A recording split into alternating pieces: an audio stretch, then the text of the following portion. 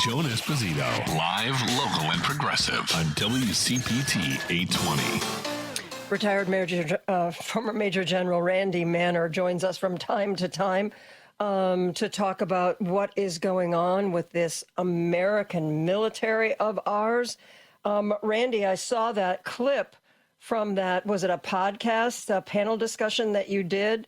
Yes. And your language about Pete Hegseth has become very clear, if I might be so bold as to say. First of all, welcome. I hope you have been well recently. And why did you decide to be so blunt about Mr. Hegseth? Well, first, you probably should tell the audience how you feel about Mr. Hegseth. Well, I think I have been very public about this, that I really do think he is a clear and present danger to the national security of the United States. He has done more to degrade our military than any other foreign power. We now stand with only 1/3 to maybe as much as 2/3 at the very most of our defensive weapons and our offensive capability. He is literally draining the treasury of the Defense Department for this war that has not been approved by Congress. So our readiness is dropping. He is purging all of our best leaders and putting in, quite frankly, leaders that are literally now aligned with him and with the president, which for your listeners, the military should not be aligned with any president. They are aligned with the Constitution of the United States, not with a political leader. And now he has changed it. The Army Chief of Staff is acting Chief of Staff is the latest example where they fired General George and they put in a person who, while capable, he was essentially relieved from being the 82nd Airborne Division commander, and now he's the darling of the administration. And I hate to say this, this Secretary of Defense has, again, unbelievable. He is degrading us left and right. We are no longer the strongest military that we were even a year ago. Well, on one of those points, Pete Hegseth said it wasn't, he didn't know that we were running out of munitions. Randy, he didn't know. Steve Feinberg didn't tell him. Steve Feinberg, by the way, guys, is the number 2 under Pete Hegseth. And apparently he saw that we were running out of munitions and just decided to keep it a secret from everyone, as of course your number 2 does. I mean, it's just so unbelievable that he would even make that argument. But apparently Donald Trump bought it. Well, remember, if you suck up enough to the narcissistic leader of our country, then anything that you say will be believed by that person, as long as it's in praise of him. The reality is, heck, I knew it. The press knew it. We, quite frankly, people in the national defense area, they knew we were really starting to get in bad shape. So all he's doing is trying to shoot someone else and blame them for his own shortfalls. Absolutely, he is. And I was reading about this, Christopher, I don't know how you say his name, Laniv, Yes. who is now the acting chief of staff for the Army. Is that correct?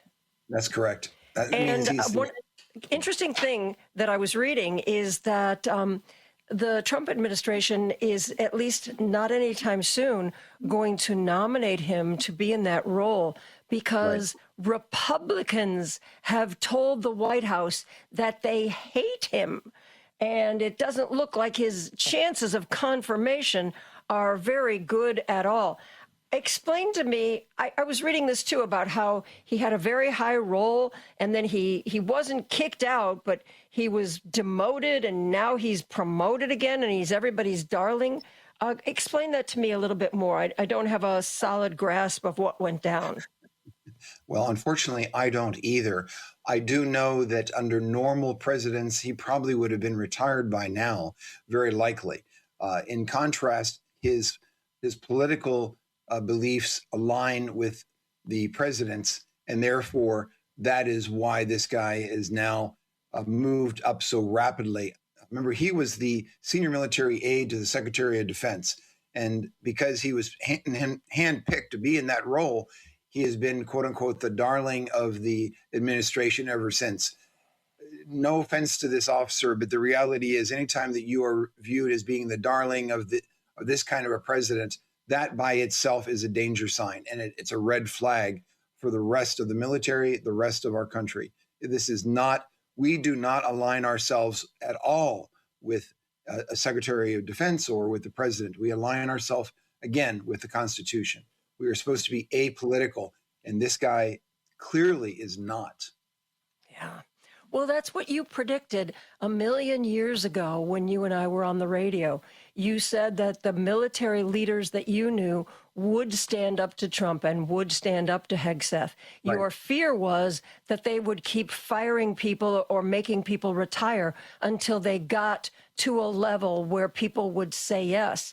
And that certainly seems to be what's happened. I mean, I was just reading this morning, I can't remember if the Wall Street Journal or the New York Times, about how so much of the leadership of the Army is gone. And the question, the person that must have been an op-ed was saying, you know, like if they really need to, you know, wage a war or get their act together, we're not sure that they have the leadership and the experience left.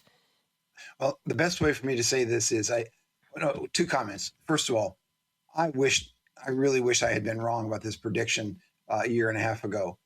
This was actually back when you and I first met at the DNC talking about what could happen.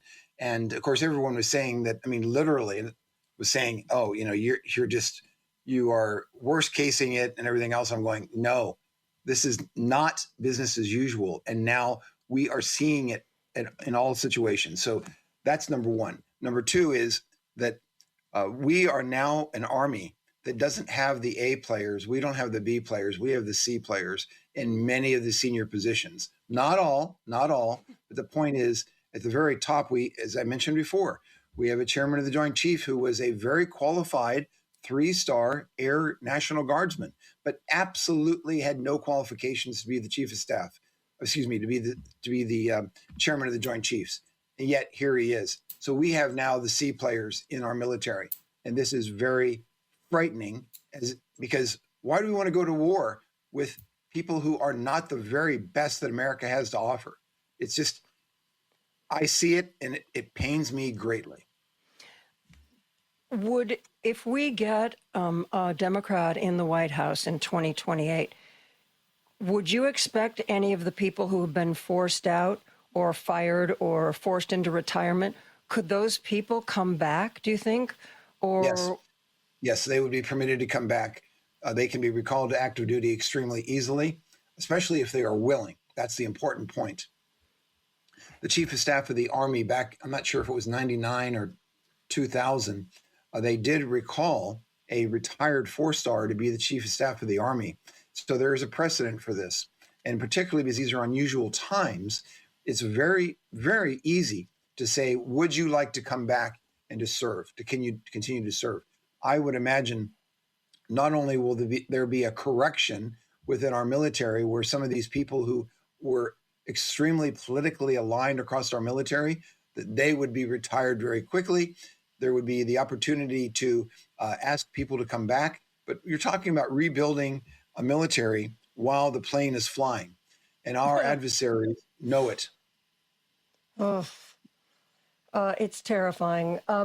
There's so much more I want to talk to you about. We need to take a break. I'm talking to retired Major General Randy Manner. We'll be right back after this. Now back to Joan Esposito, live, local, and progressive on WCPT 820. Retired Major General Randy Manner is here.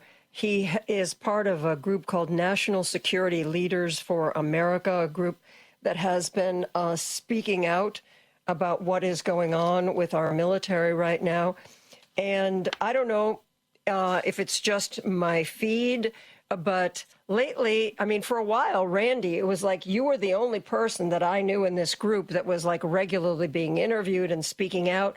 But now all of a sudden, I'm seeing all these posts from some of your fellow retired high-ranking military folks who are speaking out. It seems like, to me, that's reflective of the fact that we're living in a 5-alarm fire. And my only hope is that even Leneve would have enough sense to tell Hegseth that Donald Trump can't use nuclear weapons, for God's sake. Though apparently that's something that he has been flirting with for quite a while. To me, it feels like a 5-alarm fire. How does it feel to you, Randy? Yes, it feels that way as well. And two other comments. The Army, fortunately, does not have nuclear weapons. Only the Air Force and the Navy have those. So it's important for all your listeners to understand. I still hope and believe there are fail-safes about that particular issue, which is a big one. I also wanted to say that it's very, very important that all your listeners who have sons, daughters, husbands, wives, nephew, nieces in the military, that our men and women in uniform, they're dedicated to protect us. All of our junior enlisted soldiers, sailors, airmen, and Marines, and they deserve our continued support and respect, and that they are really the best of America. So we need to make sure to honor them as we go forward. And what is happening at the very top of our country relative to the president, the SecDef, and the purging of our senior military officers, we need to stand up and to tell our congressmen, no matter whether it's blue or red, we need to tell them, no, stop it. Because remember, Congress confirms these promotions, not the president. The president can nominate, but the Congress holds the key. We know that many of the Republican senators have been, quite frankly, they're just as treacherous, quite frankly, as the president in this. The reality is some of them, a few of them, are changing their minds. So I again encourage everyone to call your congressman, whether it's a senator or representative, and tell them how you feel. And remember, that number again is 202-224-3121, 202-224-3121, and then to ask to speak to your representative. And that way someone will take your call and then you can express your opinion and let your voice be heard.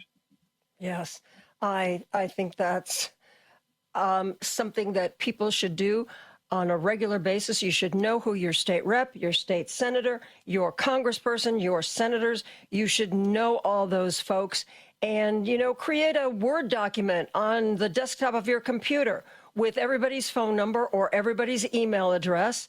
And with some of these elected officials, and more all the time, you can go to their website, which they most likely have, and there will even be a form that you can fill out. If for some reason you're terrified of actually talking to somebody, there'll be a form that you can fill out to send to them to weigh in on issues of the day. Yes. I was reading just this morning that apparently Defense Secretary Hegseth has decided that we do not need a specialized group of military folks who learn everything there is to know about drone warfare. That we don't need that. We don't need that. And you and I were talking a while back, and I was asking you, this is clearly the way warfare is evolving. Why are we so far behind? And you said, well, that takes the military a while to kind of wrap their head around a new idea. Looks like somebody did, and now they're undoing it. So this defies logic. I'm in shock. This is something where, here's a great example. The acting chief of staff of the Army went ahead and canceled the program at the request of the defense secretary. And I don't have any idea. Even General Petraeus in the New Yorker wrote a great article saying that, here we have a very senior and seasoned combat officer saying, what the crap, drones are the way that we are moving. And quite frankly, we've got to get on board and figure this out. I have said on numerous media platforms that the Ukrainians are the best in the world. Remember, the Secretary of Defense himself rejected any help from this whenever the Ukrainian president offered assistance, because, of course, we're the United States and we know everything. Correction. I'm the Secretary of Defense and I'm the president and I know everything. In Ukraine, you don't know anything. The reality is the Ukrainians are the best in the world in this, and we need to get on board. This is a perfect example of something to call your congressman about, congresswoman, and the idea of putting in the email, whatever it might be, and say, keep that battalion and let's do it, because we have got to start thinking more more innovatively. We've got to be able to be more agile.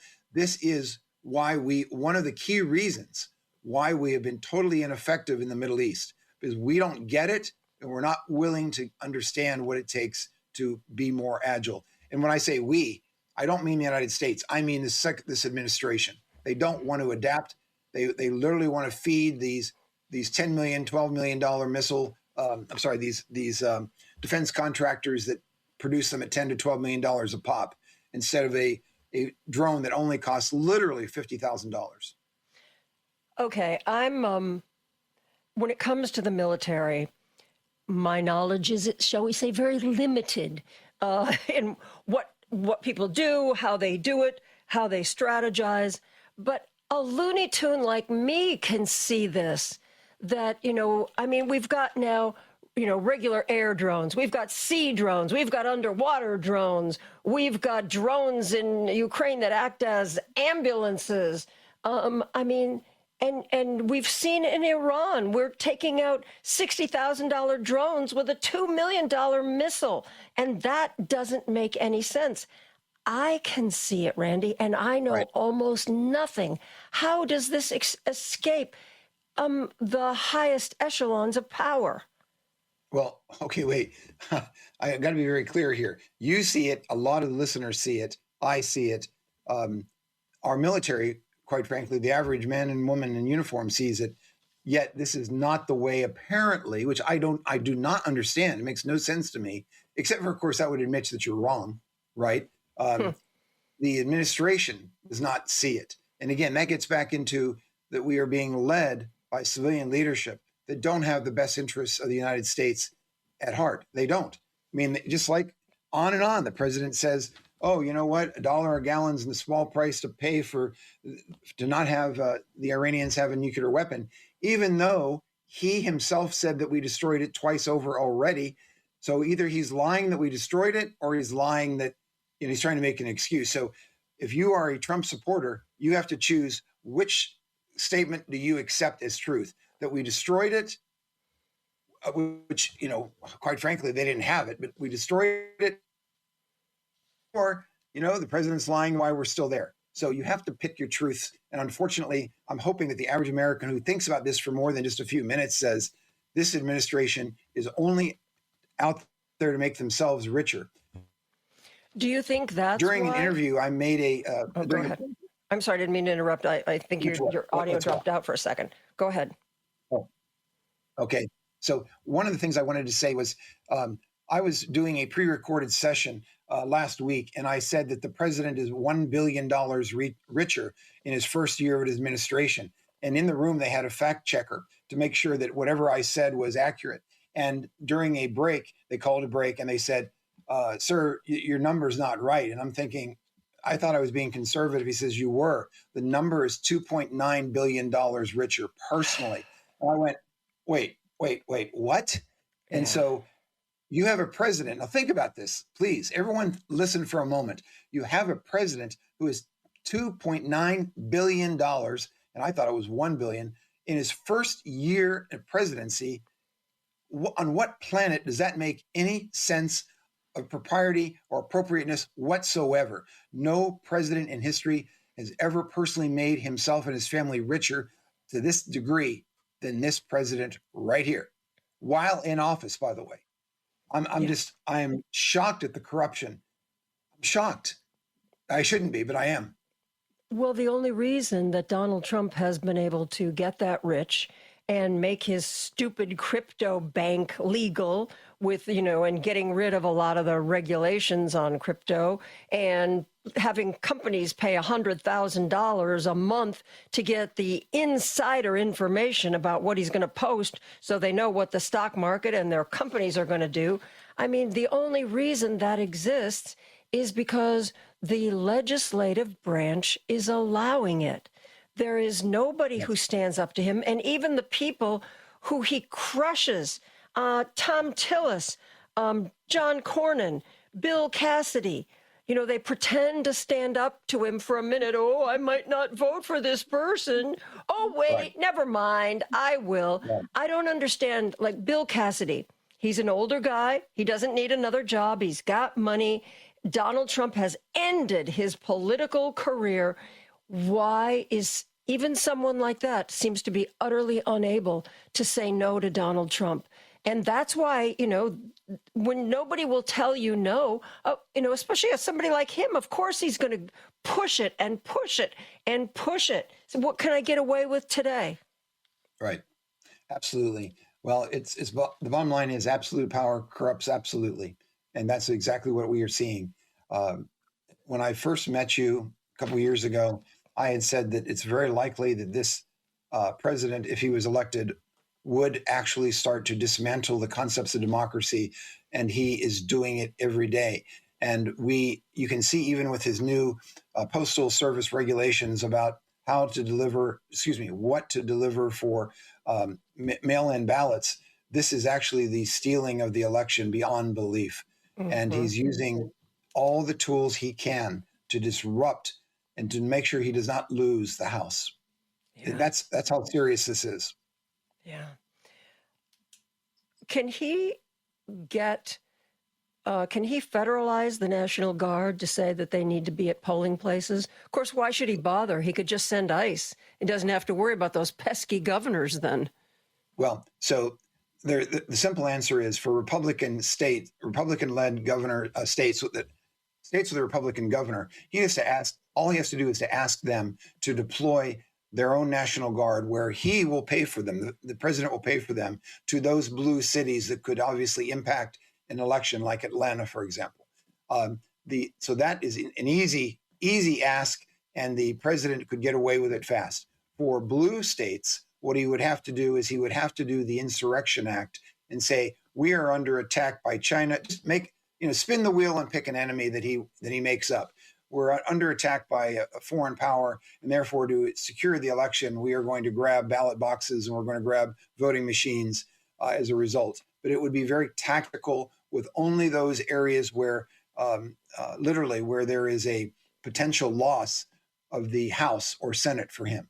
So it's too easy, and it's very likely.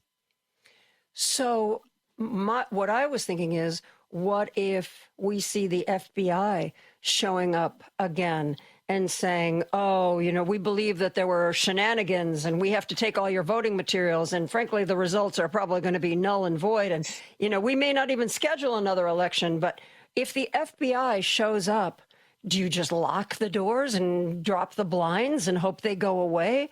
I mean, will local police or state police stand up to the FBI? I mean, it just seems like it's a disaster waiting to happen. Well, you have the president's own personal attorney as the Attorney General of the United States. And I will tell you, it is my blunt opinion that if the president asks him to go seize ballot boxes, he will do it. And he'll use the FBI to make it happen. So now you're asking me a question about what would states do or cities do to resist. And I just don't know the answer to that. That's not an area that I have expertise in. I do believe, because again, absolute power corrupts absolutely, that it's very likely this is going to happen. And I certainly hope it's not. We as citizens have to stay agile. We've got to stay involved. Or if we do nothing, this will happen to us. Yeah, that's my fear. And I don't know. I think, he does these test runs, and it occurs to me that what happened in Georgia with the FBI suddenly showing up, and there was recently, for one of the primaries, the Department of Justice sent groups of 2 and 3 people who were poll watchers, and they just it was, from everything I read, they didn't talk to anybody, they just sort of lurked. They walked around and they looked, and they were able to get into the main area where people were voting. And then a week or two later, there were more primaries and more DOJ people showed up, and those election officials shut the door. They said that they could, like any other political person, they could walk around 100 feet from the entrance, but they couldn't come closer and they couldn't come inside. So maybe we are learning a little bit about how to deal with this. Now, remember that these poll watchers from the Department of Justice, that is something that has existed for many, many decades. So it's not just this administration. It's just the fact that this administration may be weaponizing it compared to other administrations. So your listeners have to understand this is kind of the way it has been. It's just the fact they're saying they're going to get up to 2,000 people to do it. I'm not sure how they're going to recruit them, except for if they offer huge amounts of money like they do with ICE. But anyway, look, we need to stay vigilant. We need to stay active. We need to be involved. You can't let things happen to you. That's the bottom line. Yeah. And, maybe if they do recruit civilians, maybe I could sign up and then I could be taking notes and have recording conversations and doing interviews with them. That would be good. There you go. There you go. But the fact that you said it, you might not get that job. But you know what? It's always worth a try. Hey, a woman activist applied to be an ICE agent. And even though she didn't fill out the rest of the paperwork they asked her for, they sent her an email giving her her start date. And she said, anybody who Googled me would immediately find out who I am and who I represent. I didn't fill out the paperwork and I still got a job offer. So I don't know, Randy, I think I could make it. You know what? Go for it, Joan. Go for it. I love it. I love it. Okay. Randy Manner, thank you so much for being here. I love our chats. Thank you.